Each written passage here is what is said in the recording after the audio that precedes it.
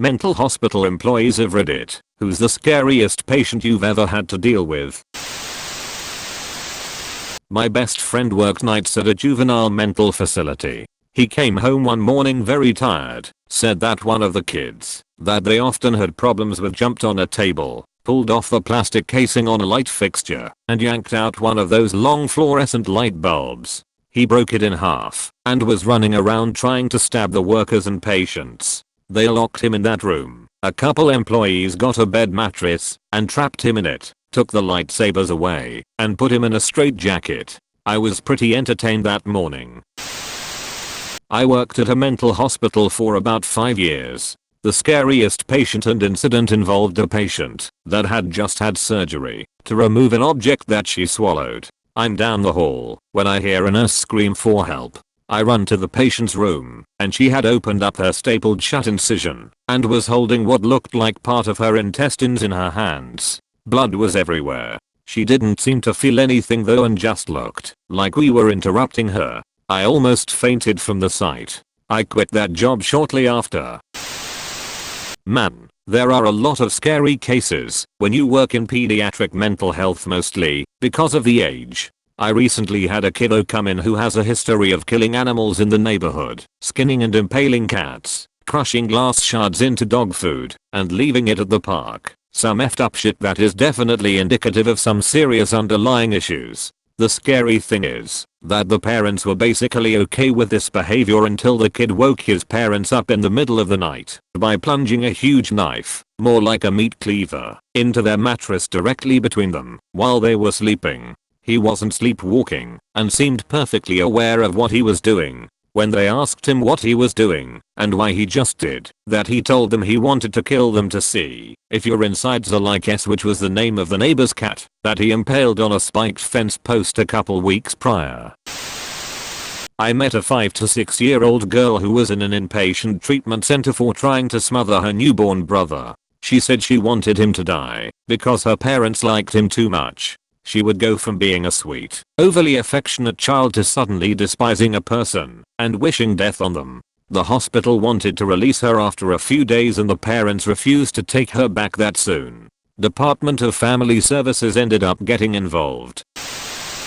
I worked at a school for emotionally disturbed children while attending college. The school housed adolescent girls and boys who had been removed from their horrific families. Each dorm had 2 child co-workers per shift and housed up to 12 kids at different times. I worked on both girls and boys dorms. I'm female. The boys were usually straightforward. If they wanted to hurt you, they just hauled off and punched you.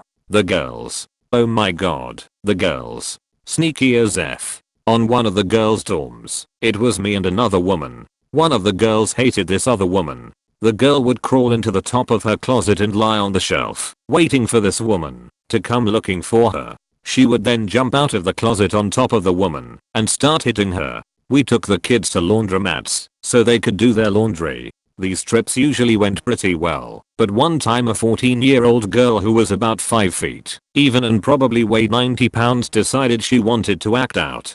She started throwing laundry detergent, getting in weaker girls' faces and threatening them, etc. My co-worker and I had to restrain her to keep her from hurting the other girls. Now, restraining a child, something we had been trained to do, was never fun, but doing it in public is a special kind of hell. The goal is to take the child to the ground and hold their arms behind their backs until they calm down. So my co-worker gets this surprisingly strong girl who she has 6 inches and 40 pounds on the ground, and I'm helping her get the girl's arms behind her back. Note, you cannot actually hurt the child, so you have to be careful. Somehow, my co-worker let her arm straight too close to the girl's mouth and the girl just sunk her teeth in my co-worker's arm and held on for dear life. Blood was running from the wound. Now I'm trying to get the girl to stop biting. At this precise moment, 2 bystanders decide we are hurting this poor girl. They start screaming at us to let her go. They are going to call the police. Blah, blah, blah.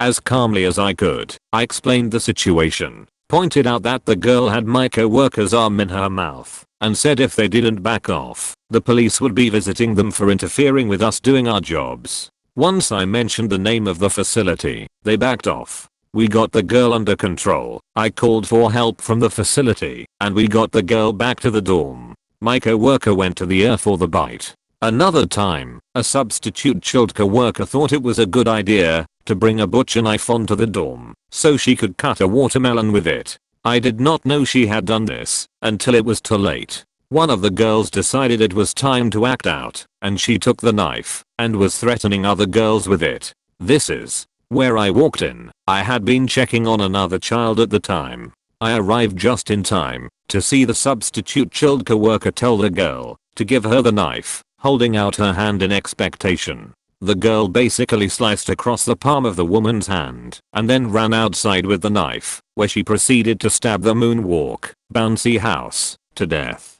I called the supervisor and then followed the girl outside to try and monitor her. After she stabbed the moonwalk to death, she broke one of our plastic windows and started smashing her wrist against the jagged edges trying to cut herself. She still had a knife, but I don't think she really wanted to hurt herself. More staff arrived. We convinced her to drop the knife and we restrained her and put her in the quiet room, which was a padded room with a door that had a window in it for observation. When a kid was in the quiet room, they had to be monitored every 15 minutes. Speaking of quiet rooms, my now husband worked on the boys' dorm. One of the kids acted out badly enough, danger to self or others, that my husband had to put him in the quiet room. The kid was small and didn't fight, so it seemed like an easy to my husband. He walked the kid into the room and then started backing out to close the door. Except the kid had hidden a cup full of pee behind the door and he grabbed the cup of pee and flung it at my husband, catching him full in the face.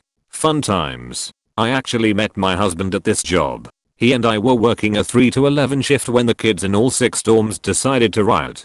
So 78 kids and about 15 staff. They were breaking windows, fighting each other, and fighting staff. You name it, and they were fucking it up. In the middle of all this, one girl on my dorm claimed to have imbibed her nail polish. I notified the nurse and the girl maintained she drank the nail polish until the nurse told her she had to administer ipecac. For those of you who don't know, ipecac is a syrup that makes you vomit. It tastes pretty bad. The girl admitted she didn't drink the nail polish and showed us where she poured it out. She just smeared a little on her mouth. Honestly, I thought the nurse was going to make her drink the ipecac anyway. The riot started about 10 PM and the 11 to 7 shift, one person per dorm, showed up at 11 PM. It took both shifts to get the kids settled down. The 3 to 11 shift finally got to go home about 1 AM. As we were getting ready to leave, I turned to my now husband, a man I'd seen a few times before, but did not know well, although he was friends with my roommate. Me, I'm going home to get drunk. Want to come? Him, yes. We've been married for 35 years this May, and together for 40. I worked on psychiatric wards for about 4 years, and one of the scariest people I came across was a 17-year-old girl. Suicidal but also madly aggressive towards others, and wanted to harm anything and anyone in her way. One day on the ward, a patient overheard her on the phone making a suicide pact with her boyfriend. She asked him to bring in her pet black widow spider onto the ward when he next came to visit. She was going to let the spider bite and poison her boyfriend and then let it loose on the ward.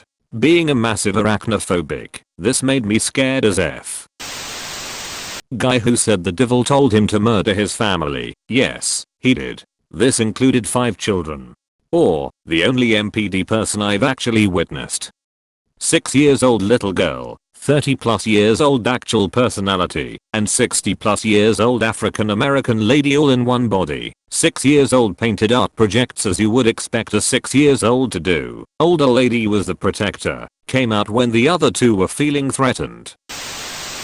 I've just had screamers so far, but 2 of my colleagues have been punched by patients. No warning signs. 1 second they are talking normally, the next second bam. One coworker had a broken nose, the other got a concussion, and was in rehab for a year. Inpatient psych workers are basically tough as nails. I don't work in a mental hospital, but I'm a frequent patient. I was on the ward for about 30 seconds and they were taking my vitals when an enormous bear of a human being screams F at the top of his lungs over and over again. He ran down the hallway and got right up in the face of a very petite medtech and was screaming that he owned her eyeballs. One of the patients came and stood between him and the nurse, and it really seemed like he was going to attack her. Finally they gave him a shot in the ass with Haldol and he went down. He did the same effing thing for the next 3 nights until he actually tried choking someone and they sent him to a more intensive unit. If you enjoyed the video, please like and subscribe.